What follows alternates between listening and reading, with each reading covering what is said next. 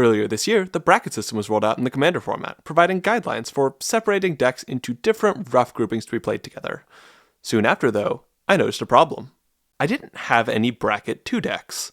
I had a lovely variety of different Bracket 3 decks, from Battlecruiser to Aggro to Control to low-slung Staxy midrange, but nothing I'd feel comfortable consistently pulling out in games against 3 precons or equivalent decks, at least not without the expectation of playing a 1v3 archenemy sort of role. So that seemed like a problem worth remedying.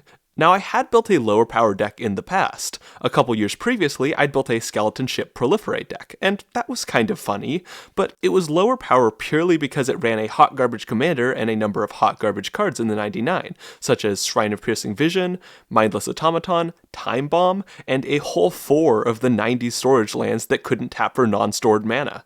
It was funny, but the play pattern was jarring, with the deck being glacially slow to get going, but potentially quite oppressive in the late game if it was left alone to fully build up an engine.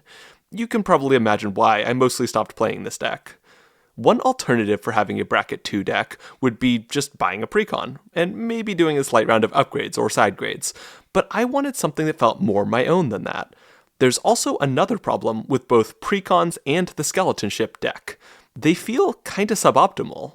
This probably sounds like a very silly criticism of a deck intended to play in relatively low-power games, but I really like the process of tightening up a deck's cohesion, of finding the perfect cards for its mechanical needs, the process of turning a deck into a machine that does something. I like that process, and I like to play decks that feel like they're performing the role I want them to perform as well as they can. Immediately, this is a bit of a conflict.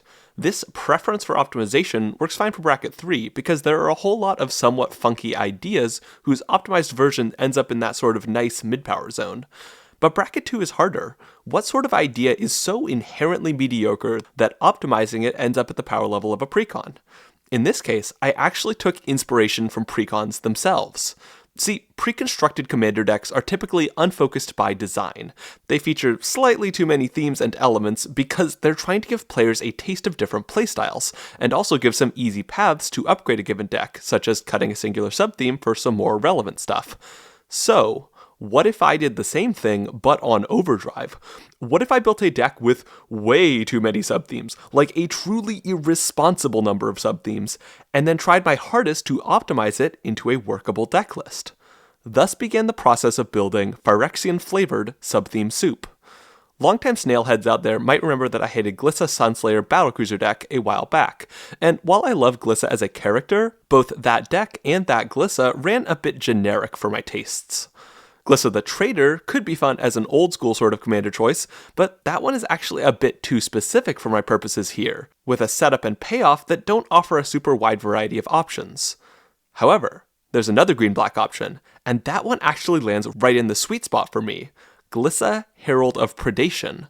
This is a 5-mana 3/5 that offers a choice at the beginning of combat on your turn. Incubate 2 twice, flip all of your incubator tokens, or give your Phyrexians first strike and death touch until end of turn. Incubate as a mechanic is pretty unique. It creates a non-creature artifact token with +1/+1 counters on it that can later be flipped into a Phyrexian artifact creature by paying 2 mana. Obviously, this lends itself to a deck that cares about counters, so we'll call that subtheme number 1. But honestly, the first thing I noticed about this Glissa is, wow, this card generates a lot of artifact tokens. There's a number of fairly straightforward ways to take advantage of having artifact tokens. Cards like Tarian's Journal and Eviscerator's Insight sacrifice artifacts to draw. Monumental Corruption can either be a big draw spell or a player-killing spell depending on the artifact count. And Throne of Geth is a potent one-card engine with the commander, also boosting the counters theme. So for our purposes here, having a lot of artifacts is subtheme number 2, and it's one of the more central themes here.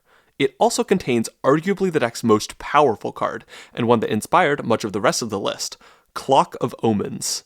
This is a 4-mana artifact that allows a player to tap 2 artifacts to untap a different artifact, and while it's not quite a combo piece here, I think, it still has the potential for some big turns. The most basic version of that is with some of my bigger counter-based mana rocks. Repeatedly tapping and untapping Everflowing Chalice, Astral Cornucopia, or Empowered Auto-Generator can really push the deck's mana into new territory and let it do some big plays. There are a lot of other options as well, though. Idol of Oblivion for card draw, Staff of Completion for proliferates and more, and both Twitching Doll and Lux Cannon as cool cards that also use counters. The deck contains a couple other options for untapping, but it does sometimes run into a problem.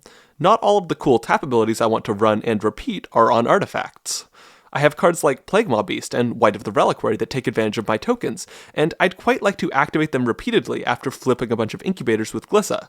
So, what if I just turned them into artifacts? Enter the Liquid Metal package.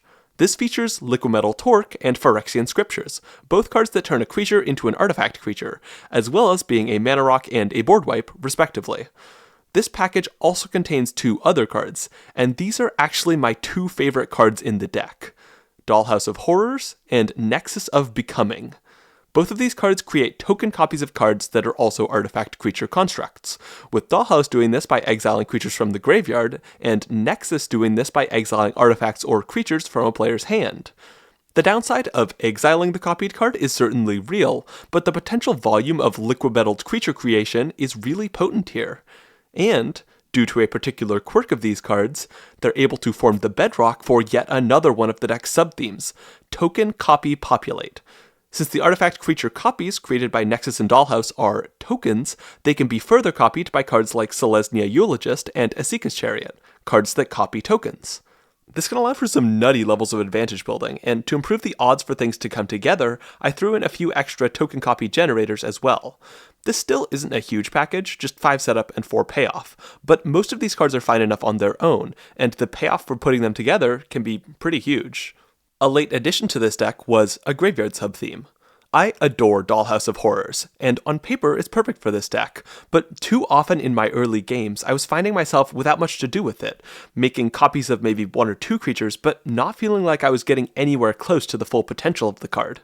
This was also my experience with another card I like, Vat of Rebirth, so I decided to help these cards out with the addition of some other graveyard payoffs, and especially some more graveyard enablers. I went with mostly flexible options here. Milliken as a card that's also a mana dork, Sarenth Steelseeker as a sort of value engine that works well with my artifact tokens, Old Rutstein as a card that also itself pushes my tokens plan, and Tyvar as a planeswalker that also ties into activated abilities. Okay, so with the graveyard package covered, we've capped off the list of all the major subthemes, but there are a few more minor packages as well. The deck runs a Constructs package with Scrapyard Recombiner, which gives it access to a removal spell and a few synergy options of different calibers. There's also 5 cards that create Power Stones, which can pay for one of the deck's 31 artifacts, one of the deck's 23 cards with a colorless mana payable activated ability, or any one of the incubator tokens Glissa makes. For the weirdest little tidbit here, the deck can actually populate incubator tokens. This might seem bad since the copy won't enter with counters and will instantly die when flipped, or instantly if it's already on the creature side. But this actually allows for on-demand usage of on-death trigger cards like Dross Scorpion and Morbid Opportunist without needing a sack outlet. Sort of like Aristocrats without the Aristocrats, I guess. So this deck kind of does a little bit of everything, and all of that everything is anchored by Glissa. The artifact tokens she provides certainly are a big help for sacrificing and whatnot, but the biggest thing Glissa does is provide the deck with a reliable win con. Typically, I'll try to ramp out Glissa on turn 4 and start gradually accumulating incubators, maybe sacrificing 1 here or there. Once that's up and chugging, I can just focus on cobbling together whatever stupid little engine I have the tools to create, whether that be a value engine, a ramp engine, a removal engine, or some combination of these things. What's important is that I eventually find my way to some proliferate, at which point I can use my resource advantage to amplify the counters on my accumulated tokens, before having Glissa flip them, allowing me to swing big at an opponent. The fact that such an absurdly complex and multifaceted deck typically wins by swinging in with a bunch of vanilla 6/6s is a pretty juicy morsel of irony, and it really lets the deck feel truly belonging in Bracket 2. And actually, this feature about the deck is part of what helps it stay comfortably Bracket 2. In theory, this deck has some gross plays. First of all, there's an infinite mana combo that involves popping out Empowered Autogenerator as a creature with Nexus of Becoming before repeatedly untapping it with Voltaic Construct the following turn. It's a rather strange one and requires a non-trivial amount of setup, but it still is a 3-card infinite combo. In addition, the deck features some pretty powerful cards like Clock of Omens, Kudotha Forgemaster, and Staff of Completion, and these can help the deck assemble some pretty disgusting engines. Despite this, I have not once had a win with this deck that didn't heavily involve Glissa, and that puts a natural cap on things.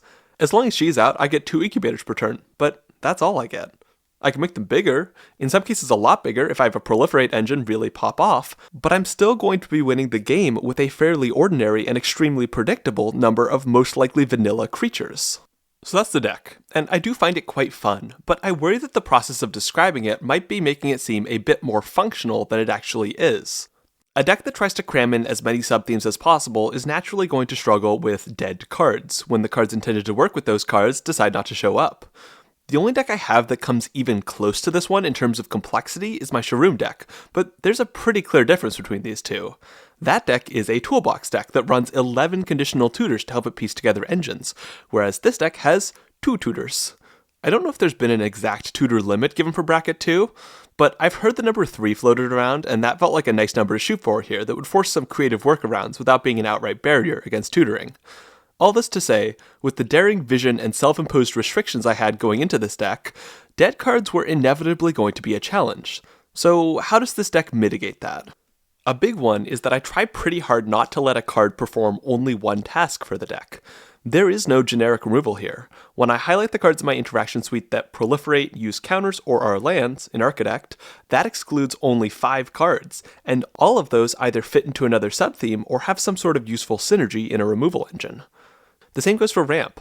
Of the deck's 19 cards that perform some sort of ramp function, the 2 most generic are Golgari Signet and Talisman of Resilience, with every single other one involving counters, producing power zones, or otherwise slotting into one of the deck's themes.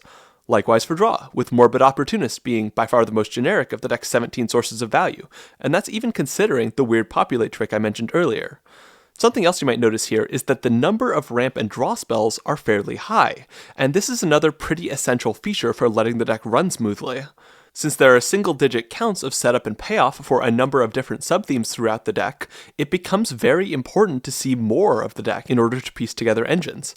I actually bought a couple draw engines on the convention floor at MagicCon Vegas because I was noticing some light stallouts in the games I was playing, and sure enough, that helped out the deck quite a bit. This also applies to ramp. Since there's no guarantee that the low-cost cards I have available will be what I'm looking for in a given moment, having some extra ramp to let me use activated abilities and more expensive cards instead also contributes a bit of flexibility.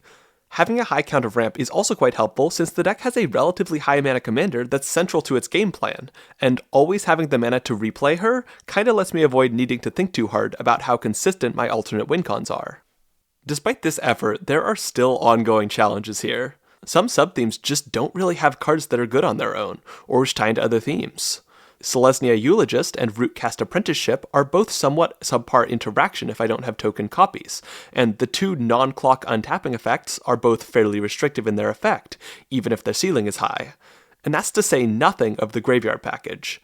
I might have made it sound like I had the problem of not enough cards for Dollhouse to reanimate, and I solved it by adding 4 or 5 graveyard enablers, but honestly, it still feels like barely enough. The card still runs out of useful stuff to copy pretty regularly. In addition, there's another card I want to add to this deck.